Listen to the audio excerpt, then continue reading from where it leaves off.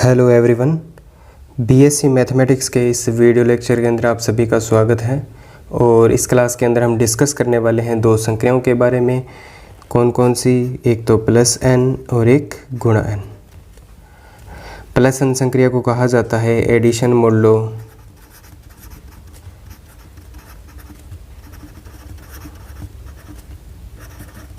N. Plus N संक्रिया को कहा जाता है एडिशन मोडुलो एन और गुणा एन संक्रिया को कहा जाता है मल्टीप्लिकेशन मोडुलो एन।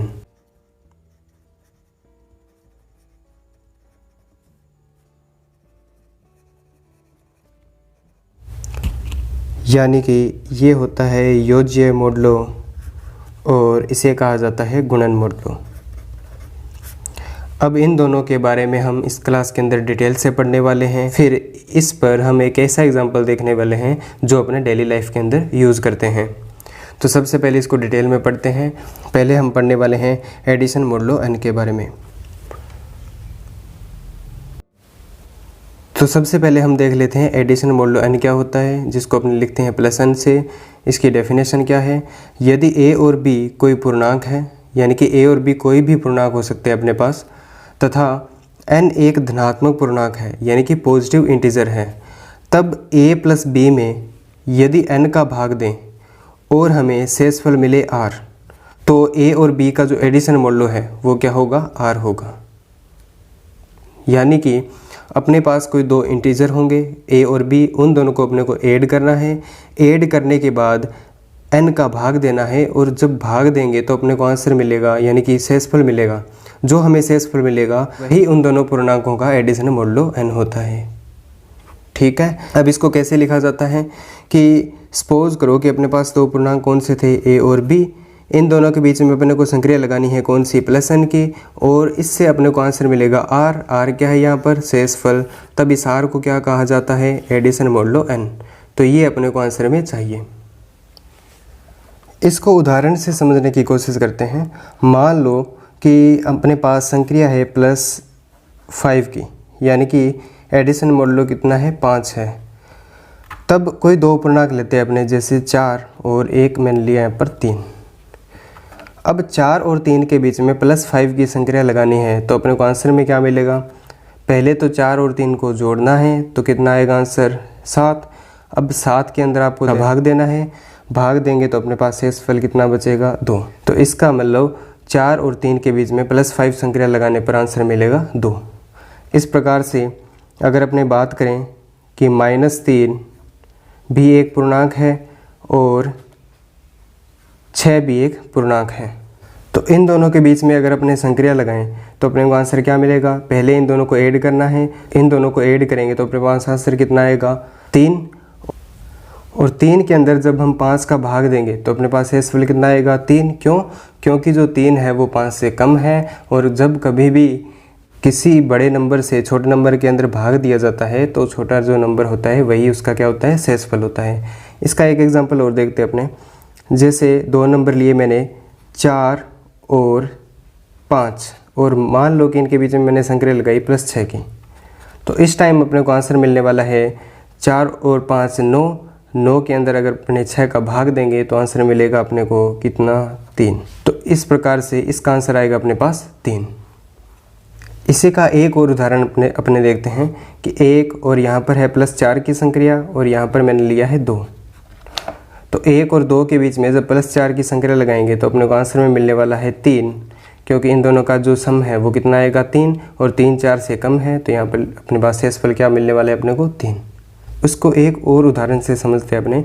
सपोज करो कि मैंने यहाँ पर एक तो लिया है 2 और एक यहाँ पर एलिमेंट लिया है 3, और इसके बीच में संक्रिया लगाई है +5 की। इस टाइम क्या होगा? जब 3 और 2 को अपने ऐड करेंगे तो आंसर आएगा कितना? 5। अब अपने को 5 के अंदर 5 का भाग देना है। जब अपने भाग देंगे तो शेषफल कितना आएगा? 0। ठीक है, यहाँ पर अपनों ने अलग अलग प्रकार की 3 चीज़ें देखी है। पहली कौन सी है कि किन्हीं दो नंबर को ऐड करने पर अगर उन दोनों का जो सम है वो इस संक्रिया के नंबर से ज़्यादा है तो शेषफल लिखना है, और अगर उसका जो सम है वो कम है तो इन दोनों का सम लिखना है डायरेक्ट, और अगर उन दोनों का सम इसके इक्वल आता है तो यहाँ पर आंसर कितना आता है, 0 आता है। तो अपने यहाँ से 3 केस बना सकते हैं कि a प्लस एन बी, इसको अपने लिख सकते हैं, क्या लिख सकते हैं कि या तो जो जोड़ है वो कितना आएगा, n से कम आएगा, या फिर जो इन दोनों का सम है वो n के बराबर आ सकता है या n से ज़्यादा आ सकता है। तो अगर तो a प्लस बी का मान n से कम है तब अपने डायरेक्ट क्या लिखते हैं, उन दोनों का योग लिखते हैं। तो यहाँ पर भी अपने क्या लिखेंगे, a प्लस बी। और अगर इन दोनों का जो योग है वो इस नंबर से ज़्यादा आता है, यानी कि n से ज़्यादा आता है, उस केस के अंदर अपने क्या लिखते हैं, शेषफल r। अब यहाँ पर शेषफल का मान जो है वो 0 के बराबर भी हो सकता है। तो जो r है वो कितना होगा, यहाँ से या तो 0 से बड़ा होगा या फिर n से क्या होगा, कम होगा। तो इसी को अपने इस तरीके से भी लिख सकते हैं। इस पर हम एक दो एग्जाम्पल और देखते हैं, फिर इसको एक और तरीके से भी लिखा जा सकता है, और वो क्या है वो भी अपने देख लेंगे। तो अपने पास उदाहरण है, सपोज करो कि मेरे पास a का मान है 10 और b का मान है मेरे पास 40, और इन दोनों के बीच में संक्रिया लगानी है +10 की। तो अपने को आंसर में क्या मिलेगा, 40 और -10 का सम कितना होता है, 30, और 30 के अंदर जब हम 10 का भाग देंगे तो शेषफल कितना आएगा, 0।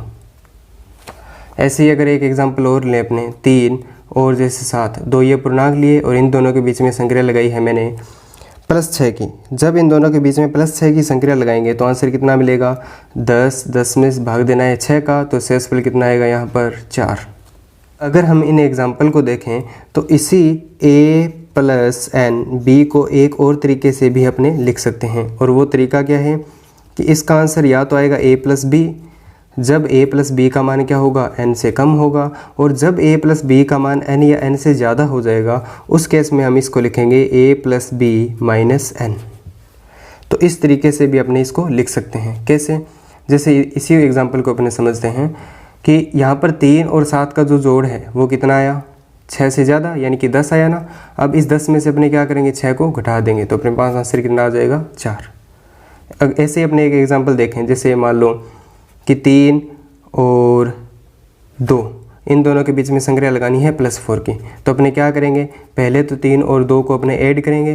तो ऐड करने के बाद अपनों ने देखा कि इन दोनों का जो जोड़ है वो कितना है, 5, जो कि 4 से ज़्यादा है। जैसे इसका मान ज़्यादा जाता है तो अपने क्या करते हैं, 4 को घटाते हैं। जैसे इसको घटाएंगे तो आंसर कितना आएगा अपने पास, 1। तो यानी कि इस चीज़ की जो वैल्यू है वो कितनी आएगी अपने पास, 1। तो ये था अपने पास एडिशन मोडुलो n। अब इसके बाद अपने डेफिनेशन देखते हैं मल्टीप्लिकेशन मोडुलो n की। तो यहाँ पर अपने पास दूसरी डेफिनेशन है, वो है मल्टीप्लिकेशन मोडुलो n की, यानी कि इसको लिखा जाता है गुणा n से। तो एडिशन मोडुलो n के अंदर अपनों ने क्या किया था कि दो जो पूर्णांक लिए थे उन दोनों का अपनों ने जोड़ किया था और उसके अंदर अपनों ने n का भाग दिया था। यहाँ पर अपने क्या करेंगे, कोई अगर अपने पास दो पूर्णांक है उनका अपने गुणा करेंगे और गुणा करने के बाद n का भाग देंगे, और भाग देने के बाद जो शेषफल आएगा उसे अपने कहते हैं a और b का मल्टीप्लिकेशन मोडुलो n। तो यहाँ पे परिभाषा क्या है, यदि a तथा b कोई पूर्णांक है और n एक धनात्मक पूर्णांक इस प्रकार का है कि a b में अगर n का भाग दें तो अपने को शेषफल क्या मिले, r, तब a b का जो मल्टीप्लिकेशन मोडुलो है वो कितना होगा, r होगा। इसको भी अपने एग्जांपल से समझते हैं। जैसे 2 और 4 मेरे पास कोई पूर्णांक है और इन दोनों के बीच में संक्रिया लगानी है गुणा 3 की।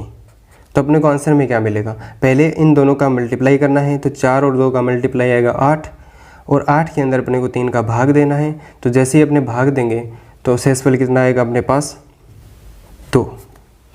ऐसे ही और एग्जांपल देखते हैं अपने, जैसे 5 और +5 और यहाँ पर लिखा है मैंने 4, इन दोनों के बीच में संक्रिया लगाएंगे तो आंसर कितना आएगा, 5 को पहले 4 से मल्टीप्लाई करेंगे तो 20, और 20 के अंदर आपको क्या करना है, 5 का भाग देना है। भाग देने के बाद शेषफल कितना आएगा अपने पास, 0। तो इसका आंसर कितना मिलने वाला है, 0। और अगर अपने बात करें कि 1 और 3 के बीच में संक्रिया लगानी है गुणा 4 की, तो जैसे इसके बीच में संक्रिया लगाएंगे गुणा 4 की तो क्या आंसर आएगा, पहले 1 3 की मल्टीप्लाई करेंगे तो 3 आएगा, और 3 क्या है, 4 से कम है, तो शेषफल कितना मिलेगा अपने को, 3। तो यहाँ पर भी अपनों ने 3 केस देखे, उसी हिसाब से इसको भी कैसे लिख सकते हैं अपने। तो इसको कैसे लिखेंगे अपने कि a गुणा n b बराबर क्या, r। और इसको ऐसे भी लिख सकते हैं अपने ए गुणा एन बी बराबर क्या होगा, या तो इसकी वैल्यू आएगी ए गुणा बी, कब, जब ए बी का जो मान है वो एन से कम हो, और यहाँ पर आपको मिलने वाला है शेषफल जब ए बी का मान एन या एन से ज़्यादा हो, और जो शेषफल आर जो है वो क्या है 0 या एन के बीच में कोई भी वैल्यू। ये डेफिनेशन थी अपने पास मल्टीप्लिकेशन मॉडुलो एन की। अब एक दो एग्जांपल और देख लेते हैं इसके अपने।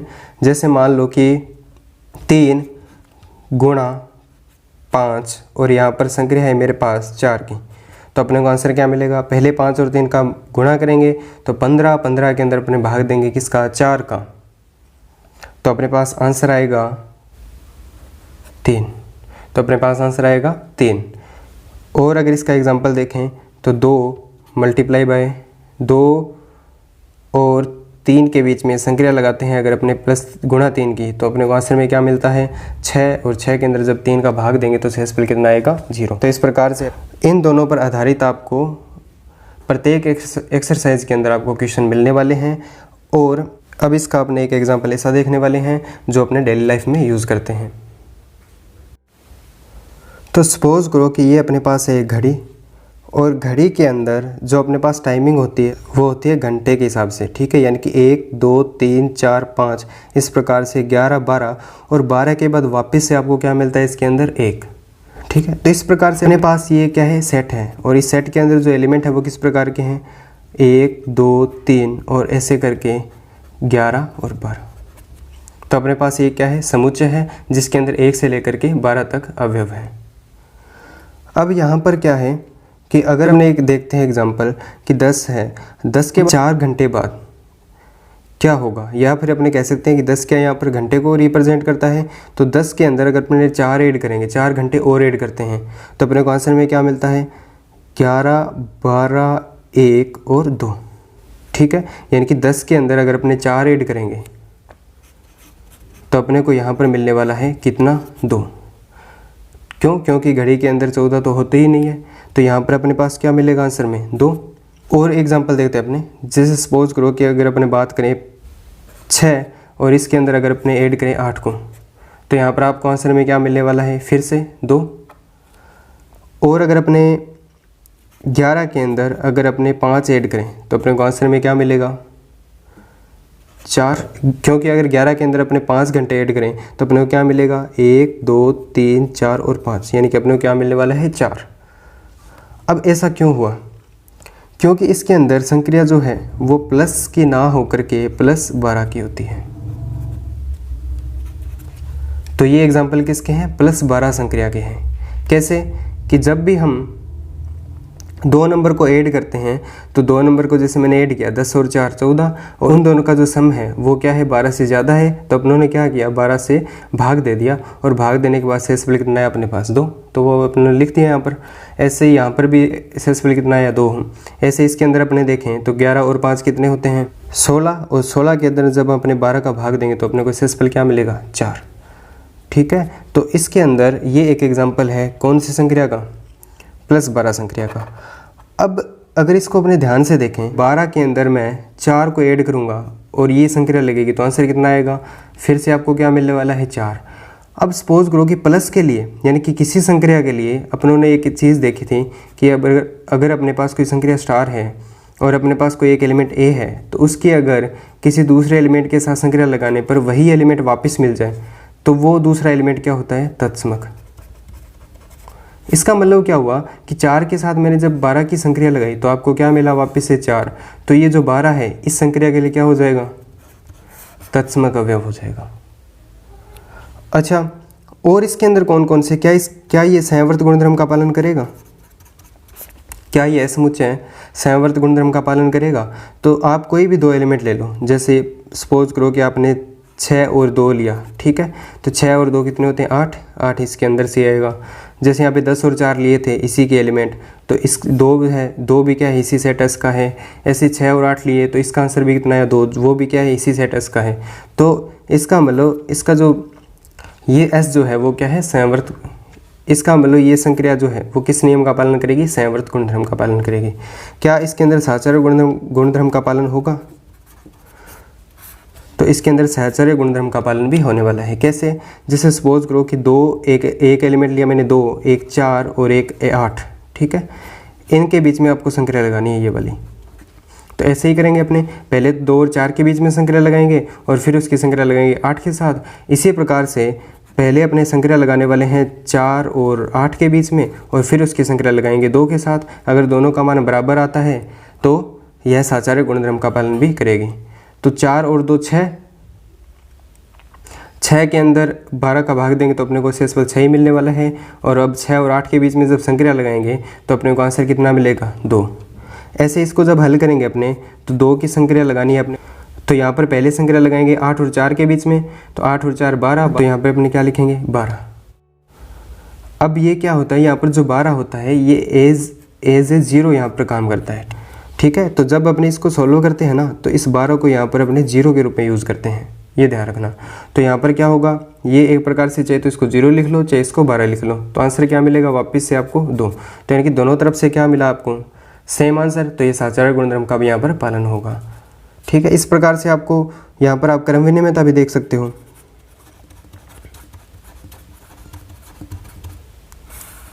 क्रम विनिमयता के लिए क्या होता है, चाहे तो आप 2 के अंदर 5 ऐड कर दो, चाहे आप 5 के अंदर 2 ऐड कर दो, आपको आंसर क्या मिलने वाला है? सेम। अच्छा, प्रतिलोम भी आपको इसके अंदर मिल जाएगा। इसका मतलब ये जो सेट है ना वो क्या होता है? एक ग्रुप है। दैनिक जीवन के अंदर अपने जो घड़ी यूज़ करते हैं वो एक क्या है, उसके अंदर जो एलिमेंट हैं 1 से लेकर 12 तक, अगर अपने 12 को एज ए 0 माने तो वो क्या होता है? एक ग्रुप होता है, ठीक है। तो ये अपनों ने एक एग्जांपल देखा। नेक्स्ट क्लास के अंदर हम कुछ अपरिमित और परिमित ग्रुप हैं उनके हम उदाहरण देखने वाले हैं और उस पर आधारित अपने क्वेश्चंस करेंगे।